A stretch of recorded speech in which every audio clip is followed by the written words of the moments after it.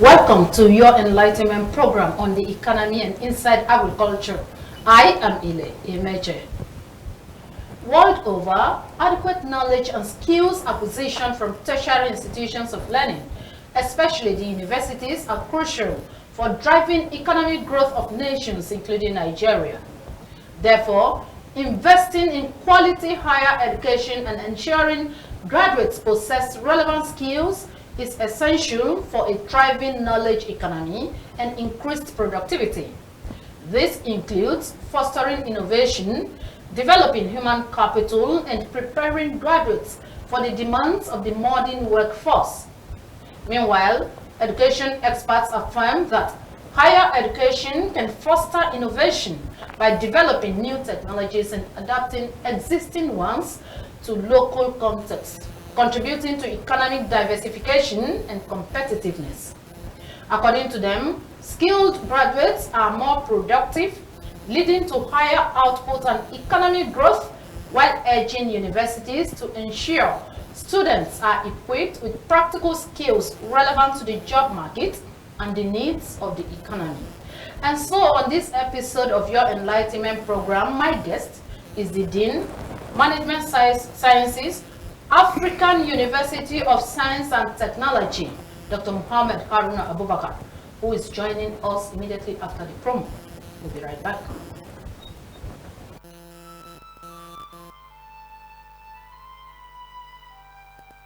We are a nation blessed with people of diverse cultures, religions, languages, and opinions. It is ironic that we are now being ripped apart by our greatest strength, our diversity. We have allowed intolerance, insensitivity, bigotry, and nepotism to blind our vision of the greatness we can achieve working together as one. We may not have the same culture, nor religion, nor language, but we all belong to the same nation by the divine will of God. We did not choose to be Nigerians. Nigeria chose us. This nation is our divine heritage, and if we open our eyes, we would realize that what divides us pales in comparison to what unites us. And by the comparison and conciliation of our differences, we will grow until our differences disappear. Our unity cannot be willed by mere declarations, nor do we get unity by ignoring the questions that beg for answers. We must celebrate our diversity and debate our differences without fracturing our unity. Our strength is not in our numbers, but in our unity, because even the weak become strong when united.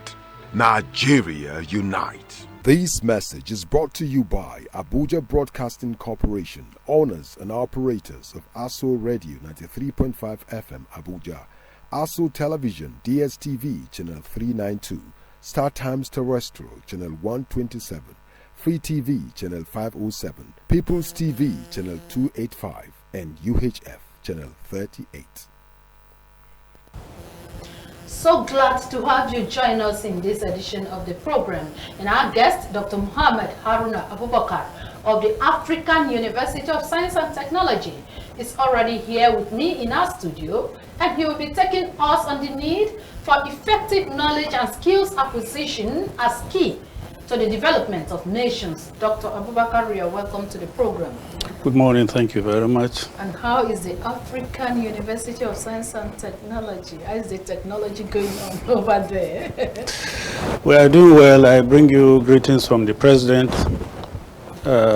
Professor Peter Onwalu, the management, the staff, and by extension, the students of the AUST. All right. Let's hit the discussion by bringing us to the understanding of how relevant is business and management sciences to nation building generally. Let me start by probably giving you a background and about what led to the emergence of the African University of Science and Technology. Okay. Sometimes as far back as 2006, Africans in diaspora visited late Nelson Mandela, the then president of South Africa, to first felicitate with him on his birthday. And amongst those diasporan Africans that visited Mandela were our Minister of Finance then, Dr. Okonjo-Iweala. So they asked him, what is it that they can do to him to immortalize him? And he mentioned three things. Which are? The first, he said education. Secondly, he said education. And the third one, he said education. So, and to summarize his, this thing, he said the difference between the developed nations and the developing nations, by extension, we Africans, we are part of the developing nations, is education. So it is on that note that after they departed, they thought it wise that they should have established specialized tertiary institution, and that gave birth to AUST. And the first institution that was established was in Nigeria, here in Abuja. There were other ones in Tanzania and some other places in Africa. And that is what gave birth to this. So we are here to bridge that gap between the knowledge between the Western world and the developing countries. And I think we are doing that very well. We started with postgraduate programs for almost a decade. And as a Pan-African university, these students were recruited from all over Africa. So, and they are doing well all over the globe now. So after 10 years or a decade of existence, we have now also tried to expand our programs, and we are currently undertaking undergraduate programs. All right. Some group of persons, which all of us are aware, have come up to say that education is nothing and that education is a big scam. Now, with all your explanation, how relevant can we say education is to the development of any nation, especially that of Nigeria? The difference between education and illiteracy is so wide. You cannot even compare that, because knowledge is something that, even within the faith perspective, in Islam, for example, we are asked to seek for knowledge, even if it be in China. What that translates to is that you can go to any part of the globe and seek for knowledge. Yeah. I can give myself as an example. I started, I'm from Niger State, but I went as far as to Sokoto for my first degree, went to University of Ibadan for a second degree. I was in the NDA for another postgraduate studies. And I came back to Nasarawa State University, and I ended up outside this country for my PhD program. So knowledge opens your eyes to the entire world. So you cannot underestimate the value of knowledge. And just like I told you in the intro, the Americas of this world, the Dubais we go to, the Singapore we are talking about, It's knowledge they use to transform their countries. So we cannot afford to lag behind. So can we be right in Nigeria to now say that knowledge indeed will help to open our eyes to develop our economy going forward? Absolutely. All right. Okay, world over, tertiary institutions of learning, especially specialized universities like where you work, are established to roll out graduates in line with its mandate. In your assessment, how has these institutions fulfilled its vision? Okay, by the virtue of the name, African University of Science and Technology, the institution is, predicated on, not sure whether you know what STEM means. It means science, technology, engineering, and mathematics. So they are just science, predominantly science-based programs we are running in petroleum engineering, computer engineering, Technology software innovation. engineering, technology innovation, and co. So that is the specific area, the general area we are. Like a mandate, yeah. In my own school, for example, which is the School of Administration, Business, and Management Sciences, you can't, whatever we do in life is complementary. It is. The scientists on their own, if they churn out products and what have you, they are not trained, and skilled in the art of business or promoting those products. So they will require the services of those who have the expertise, either in administration, in businesses, or management sciences. And social sciences specifically, you're talking about accountants, you're talking about project managers, you're talking about marketers, salesmen, and what have you. So that is the supportive aspect in which we, in management sciences, are playing in terms of ensuring that whatever products that an innovation or research outputs from the scientists, we are there to complement them in ensuring that the businesses they establish or the products they have to take to the commercializable stage are being not only protected, we promote SPOR and ensure that we integrate them with the national developmental policies and initiatives. Okay. I recall, what you said about complementary. All courses complement themselves world over, not just in Nigeria. I recall during my master's program when master's in financial economics, and we were made to take a course on portfolio management and there's another course that we took again, line management, where they opened our eyes to understand that all disciplines, all courses across the world complement themselves. That is to say, no matter how intelligent or intellectual you think you are, maybe you are the chief executive officer of an organization like your VC, he needs the services of those in the reception, like cleaners, the officers, office assistants. Yeah, everybody in the organization is important. Everybody in an organization is very, very important. Okay, you will agree with me that some universities, can I say Nigeria, Africa, or maybe in other climes, are established for the purpose of revenue generation or profit making rather than knowledge acquisition. How will you react to this? I don't want to believe in this assertion that universities are established for the purpose of revenue generation solely. Certainly, what is revenue? Revenue is also an income coming to the organization. If you take the university system, for example, sources of revenue are probably those that are within the government realm.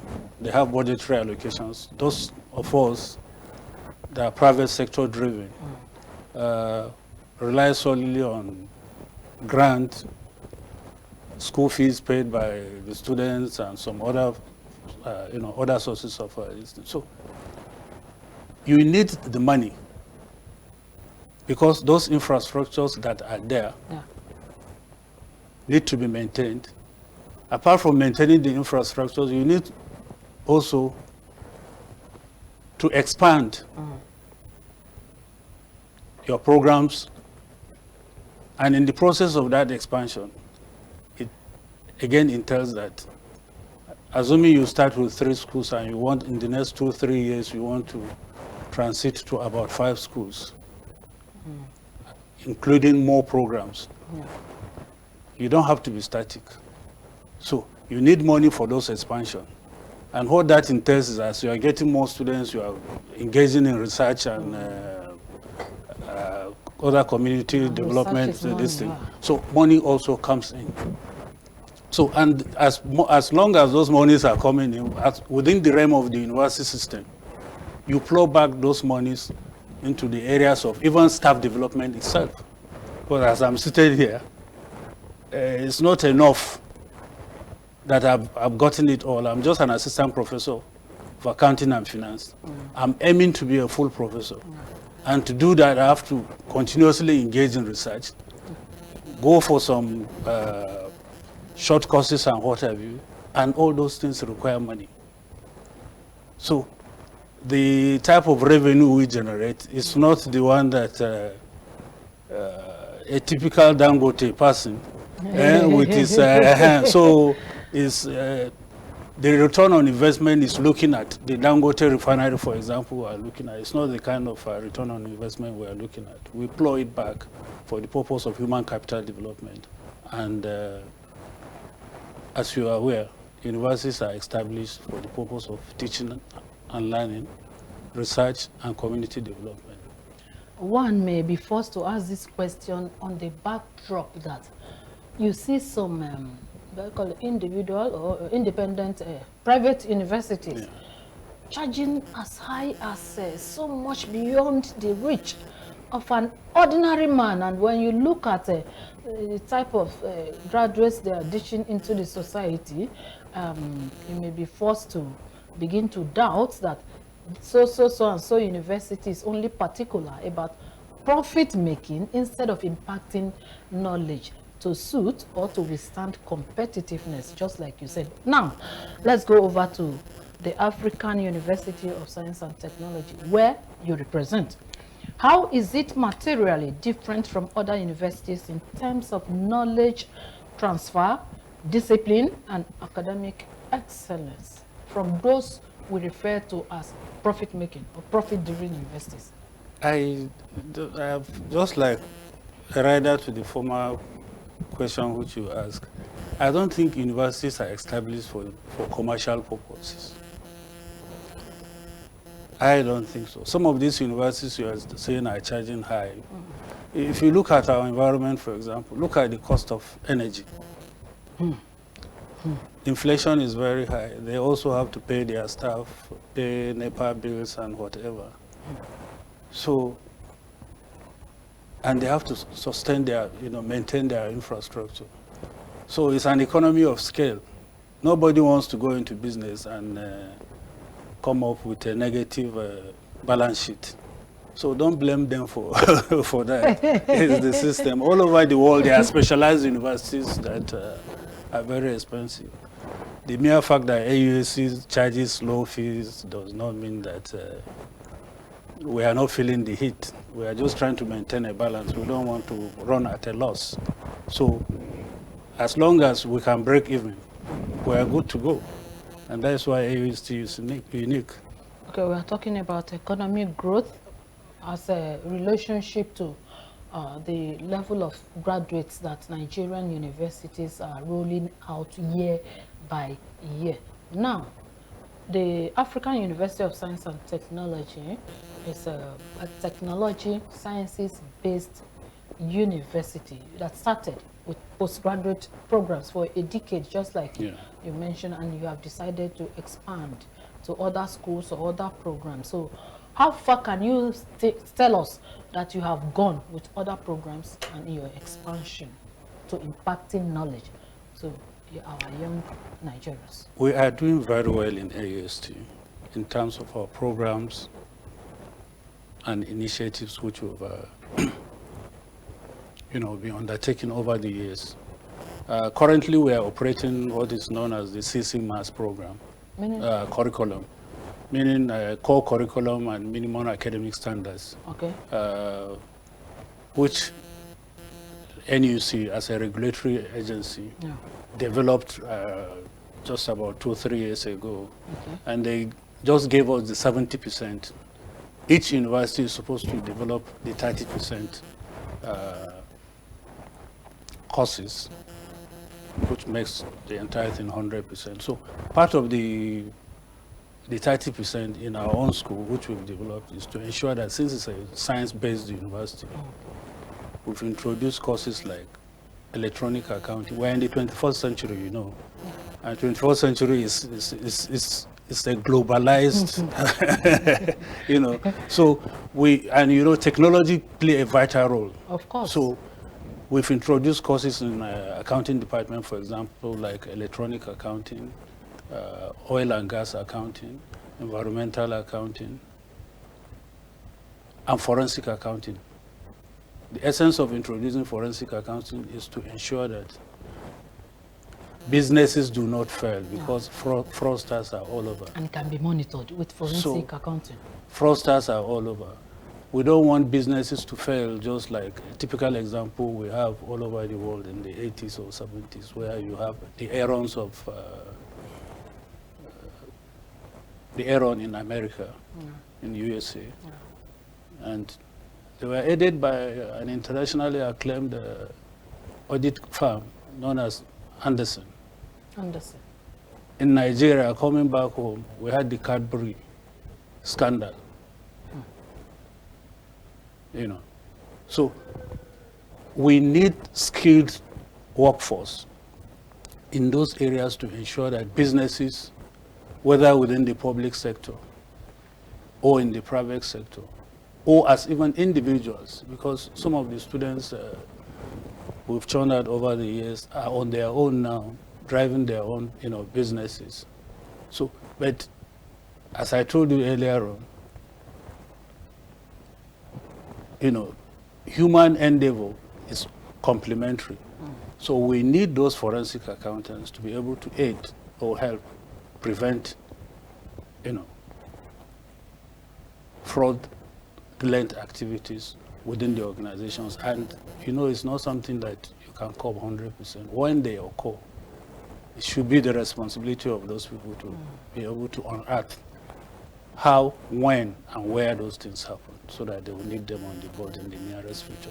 So most of the programs we're running in AUST are programs that are dynamic in nature. Not only dynamic, they are in tune with the societal needs and the needs of the individuals. Some of the students came, most of the students that came that, passed through our system,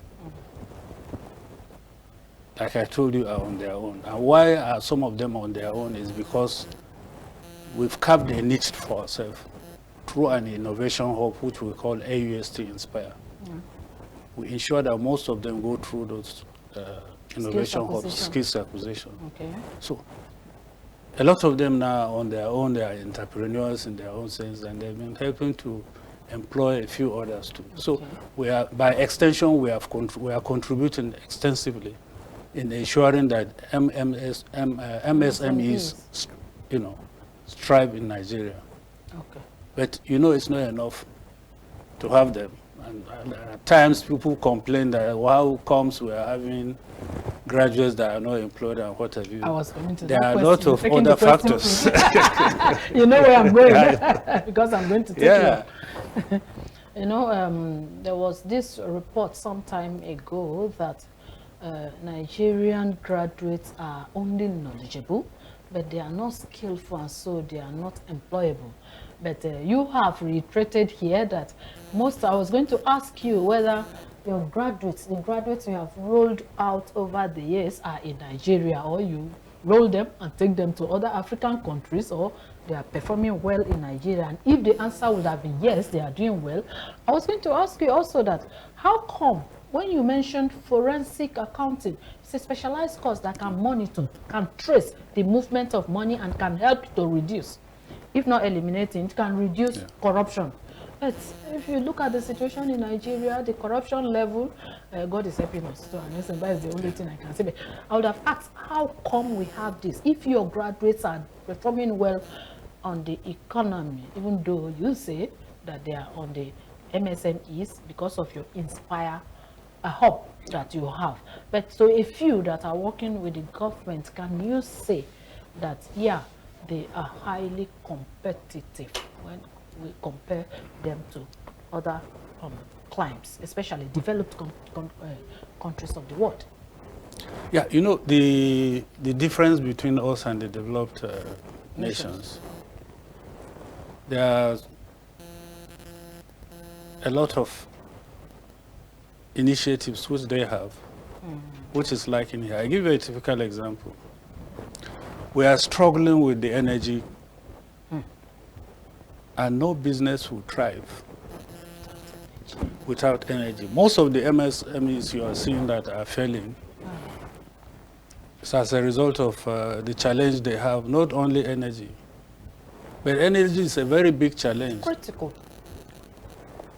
And you can see that even for the large players, they are not finding it easy. People like Dangote have their own alternative energy source. The Boas of this world have their own alternative energy source. Most of the multinational companies you are finding in Nigeria, like the Julius Berger, they have their own alternative energy source. So without energy, or with an epileptic energy, access to finance being extremely very difficult, with stringent measures, the inflationary rate at which you borrow money and you pay, the known one is 30-something%, but there are other hidden charges too. So no startups, unless they are at the macro level where you can use a smaller solar energy and what have you to drive your business, or you are into services, but as long as you are into production, that if that enabling environment is not there, and it's the responsibility of government to ensure that the enabling environment is provided. One of the major problems bedeviling micro and small enterprises in this part of the country is what you have mentioned, the problem of electricity to power. Access to finance also. Access to finance, all of these issues. When we look at knowledge itself of the terrain you are going into. Yes. Assuming you have opportunity to meet with Mr. President, President Bola Ahmed Tinubu, whom all of us believe is a listening president, or the minister of the Federal Capital Territory, what advice will you give to them with respect to energy issues, access to finance, and how to boost small businesses, and those we refer to as entrepreneurship? Because the high and mighty, the largely capitalized industries can only thrive based on the fact that they can provide or they can source for their own energy. But these smaller ones, they can't, or they're having issues with them, and these are the ones we refer to as the engine room of any economy of the world. What advice will you give to Mr. President or our dear Minister of the Federal Capital Territory? With regard to the energy, I think some steps have been taken already with the signing of the new electricity bill by the late President Muhammed Buhari. The current president is just trying now to, implement that. We need to decentralize. That source of transmission, generation, distribution and co. We also need massively alternative sources. We need to go solar. We need to go to wind, because if you take the whole of the north, for example, there's a lot of, we will require some elements of the wind and the solar, because a substantial part of the north and the whole area is sunny. So solar energy on a larger scale, on a smaller scale. Then the issue of financing is also very key. Very critical. So businesses cannot thrive with the higher interest rates. So we need to reduce the interest rates a lot, downward. But that cannot happen unless you have a smooth convergence and parity between the fiscal policies and the monetary policy. there has to be that understanding and convergence and synergy. Yeah. So that is the other aspect. The one which affects us as tertiary institutions has to do with businesses cannot thrive in ignorance. So they need knowledge. On our own part, I think we are not doing badly. If we are to rate ourselves, all the universities in Nigeria and even across the globe, I would say we are 80%. But this issue of energy and financing that has to do with MSMEs, government has to step up and ensure that something is done aggressively, because we are lagging behind and the other parts of the world are not waiting for us. Time waits for no one. That is the issue. All right. Now, you said that if you rate yourself as an institution in Nigeria or in Africa, you are 80% doing very well. Okay, as Dean, School of Administration and Business Management Sciences, what are the specific qualifications or academic criteria that one needs to acquire before getting admission into the undergraduate and then the postgraduate of the African University of Science and Technology? At the undergraduate level,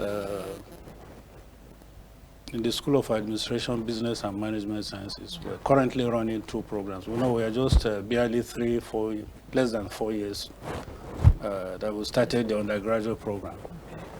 Currently, we are running the BSc Accounting and BSc Business Administration. The entry criteria for the 2, you need 5 credits.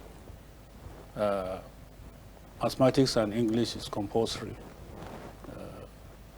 Economics, financial accounting, introduction to financial accounting, commerce,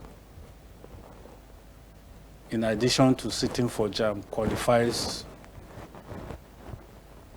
one to to undergo the undergraduate program. For postgraduate programs like the MSc Public Policy or Public Administration, graduates of first degrees across all disciplines, not third class, first class, second class, upper, and at most 2-2. And I'm sure that even if we invite even the public institutions here, they will also tell us that they are doing very well and they are doing this, they are doing that. So can you highlight your short-term and long-term goals for quality academic standard that can withstand competitiveness? Because we know so well that competitiveness is an ingredient for a buoyant economy across the world, not just in Nigeria, but across the world. So what are your short-term and your long-term plans for standard education towards competitiveness? Not only academic institutions, the entire world is dynamic. Human beings by nature are dynamic. So we are not static. We are forward-looking. Currently, we are running some short courses. We also intend to, just like I told you, we have 2 programs now for undergraduate. But we want also to include economics, banking and finance, and actuarial sciences as part of the undergraduate programs. We are also trying to introduce postgraduate diplomas in several areas, like the postgraduate diploma in accounting and finance.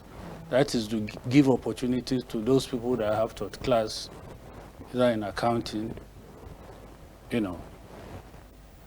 will be able to use that to bridge the gap before they go for master's degree programs and what have you. So then there are short courses we are also trying to mount on forensic accounting and fraud examination, oil and gas. For that one we are targeting the regulatory agencies like the ICPC, the EFCCs of this world, and those accountants that are working in MDAs, that is ministries, departments, and agencies within the public sector, as well as the private sector agencies. We also have oil and gas short courses, accounting short courses, which we want to introduce, commence shortly. And we are targeting at the oil companies, particularly those accountants that are working in the oil companies.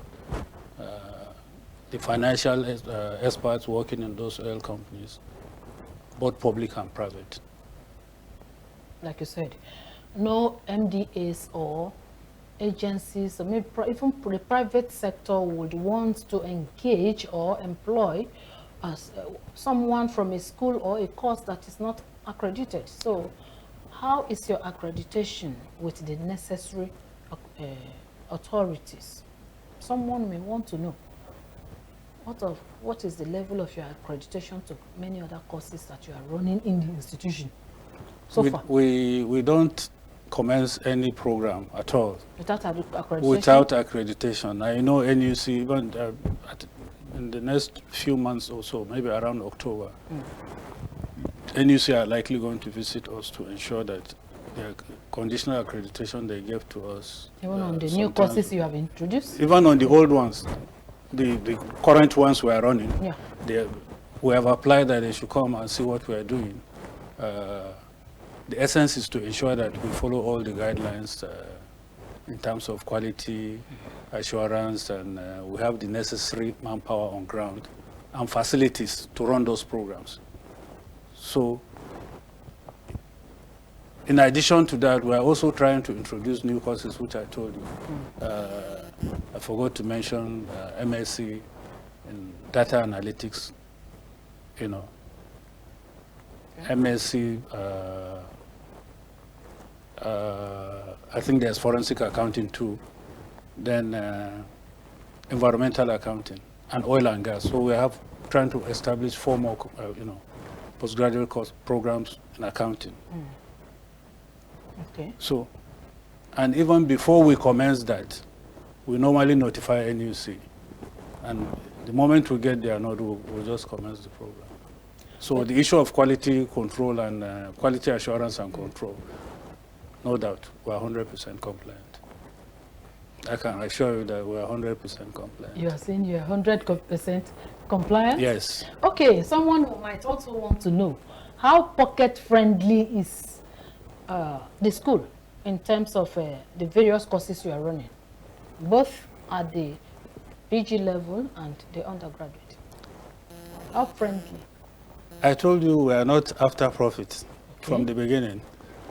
We just want to break even, and that is what we are doing. So if you compare us with, I don't know if it's possible, other institutions, I won't mention names, no. Other institutions within the same vicinity, ours is the lowest in the whole of Abuja, and by extension, Nigeria. Okay. Ours is the lowest. And we also, apart from that, we also have discounts, about 25% discounts, which we give to people, indigenous of Abuja, or any other to indigenous and any other person that feels they want, certainly. 25% off? Yes, the normal fee, yes. Oh, that's a good one.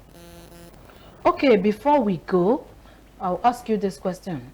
There are some concerns which have been raised by management experts on the need to train, retrain, and strengthen adequate skills that can meet up with solutions to peculiar programs or problems around economic growth. In what area can your graduates with qualification in administration and business, which you heard, and management sciences contribute to sustainable economy, both at the global and the home front? As we round up. I don't know whether I mentioned the AUST Inspire. Inspire Hub. Yeah, I did. We have several programs under the hub. Okay. And all the departments, both academic and non-academic, within the institution, key into that. So there is no single month within the 25-month calendar year that you will not find one activity or the other, which are all geared towards finding societal problems, organizational problems, individual problems that have to do with either businesses, policy-driven issues that revolves around businesses and economy, or government policies that we don't churn out in that innovation hub. So my take is that listeners listening to us, please should take the advantage of coming to AUST and pay a visit to the innovation hub and see the wonderful things we are doing there.